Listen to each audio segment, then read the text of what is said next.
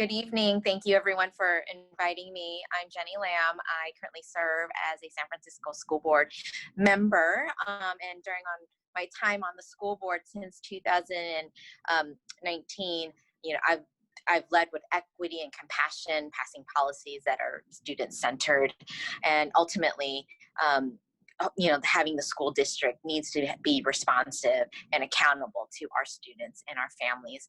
I am running for re-election, back-to-back elections to the school board because I want to continue the systemic work that I've begun. From passing those critical policies, including equity studies, Black Lives Matter, and the elimination of police officers on school campuses so that our schools can be more safe for our students, to increase mental health services where young people are designing and leading those initiatives, to approving and balancing a budget that keeps funding at school sites, stabilizing resources, services, and instruction for our students, and then and fulfilling our commitments to our educators and staff. I'm a product of public schools. I'm including the first in my family to attend college. I'm a daughter of immigrants and English learner. I'm a longtime resident of San Francisco, 22 years now, and I'm a parent of 2 children attending public schools, now in my 12th year as a SF Unified parent. I dedicated 20 years of my life to public service, working in the community in nonprofit organizations on issues from early education, youth development, immigration, and civil rights. And my work on the school board and will continue to be grounded and prioritized around the emergency preparedness and our COVID response, including distance learning and the continuity of learning. Really how we're going to, address the opportunity and achievement gap that's been persistent for so long and will likely grow because of the pandemic. And again, grounded in our student health, safety, and wellness. And then lastly, ensuring that the school district stays fiscally sound and budget and strong funding during this time. And I will continue to fight for equity and justice for our students. And they deserve the best educational excellence. And we know it's possible because our students are counting on us. Okay, thank you very much. Appreciate that brief statement. Does anyone have any questions for Ms. Lamb? Question. Yeah. I'll go ahead. Thank you. Hi, Ms. Lamb. I'm Erica. We have children in the public schools as well. I wanted to ask a little bit more detail about your questionnaire, which was really good. Kind of related questions, maybe. I know you got your start as community organizer talking about early education. I'm interested in understanding which organization that was. I also had a question about, I know you've been active in the PEIF funds that are distributed to the school, and I'm wondering why that winds up as a separate entity. Their Sorry, I their lost the internet second. connection's a little Rather slow. than being just, kind of given to the schools. Okay. Did you understand my question so far? It kind of zapped out halfway, but I'm happy to maybe start and then we can follow up and use this time as a dialogue. Okay, great. So you asked about which organization I started in early education. I actually started in San Francisco Chinatown at Wu Yi Children's Services, and I was brought on and hired as the first community organizer there, and really working with early educators and family daycare providers to really fight for, recognized compensation, which we still are fighting for 20 years later. And I had the great opportunity to actually also work with other city-based centers all around the city as well, around advocacy. So, and I wanted to follow up. Well, yeah, the other part was about the PEIF funds, which I know you've been involved in. I'm curious as to why, though, those aren't distributed to the schools in terms of just generally using them for their school site budget. Why is that kind of a separate entity?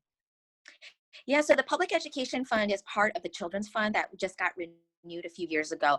Actually, that grassroots community effort was founded back in when I started in 1997, so it was passed, I believe, in 1995. And so it's now been renewed for another 25 years. And really that's, the Children's Fund is a set aside that established in the city's charter. And so that's what leads that work. And so that is again goes directly from from the revenues taxes that are generated to then going directly to the school district. And it does land at school sites. And while I was serving as the co-chair, I served 4 years on the Public Education Enrichment Fund.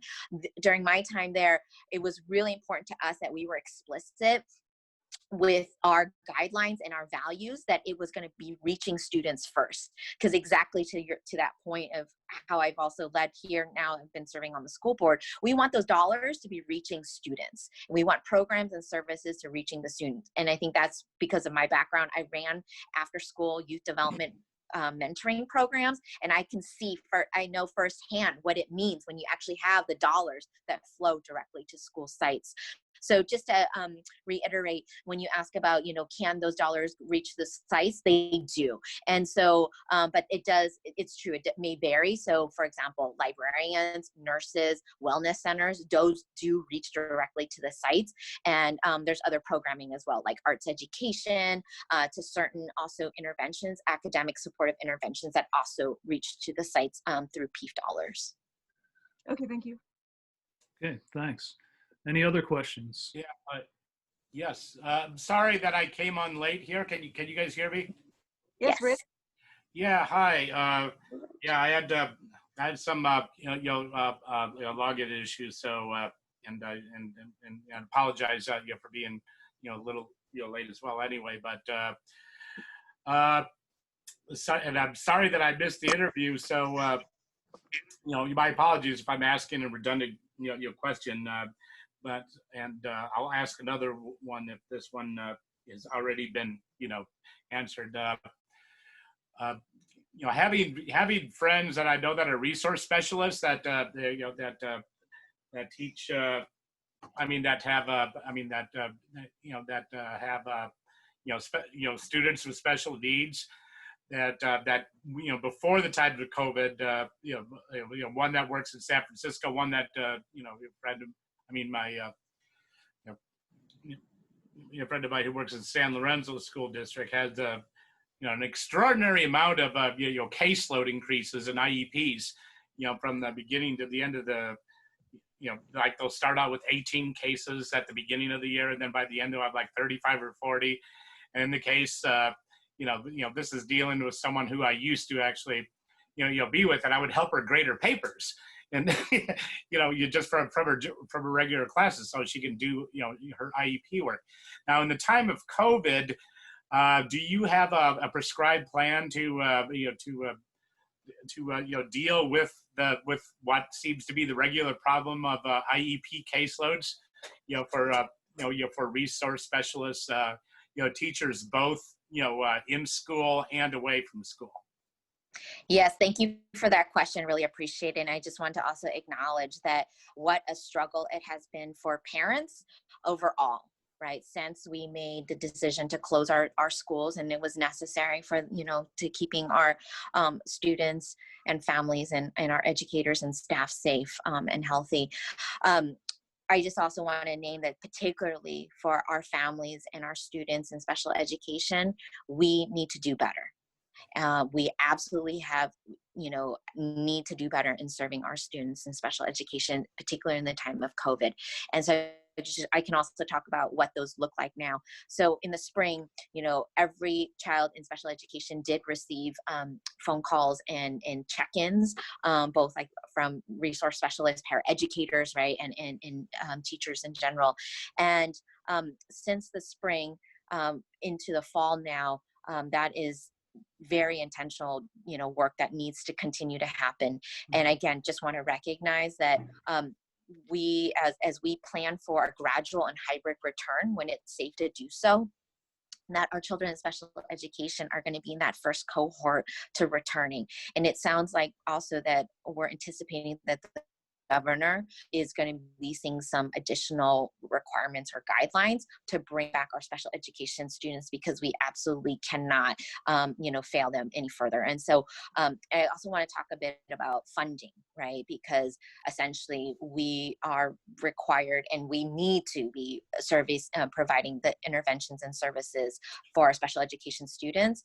And at the same time, the federal government continues to really under to no funding for special education. So that's part of the work that I hope to continue to work with my colleagues in pushing for both federal and state funding to support our special children in special education.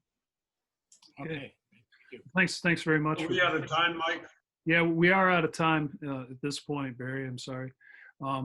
Jenny, Ms. Lamb, thank you very much for joining us. We appreciate you stopping in. And yeah, I really appreciate it and the opportunity to speak with you all. Okay,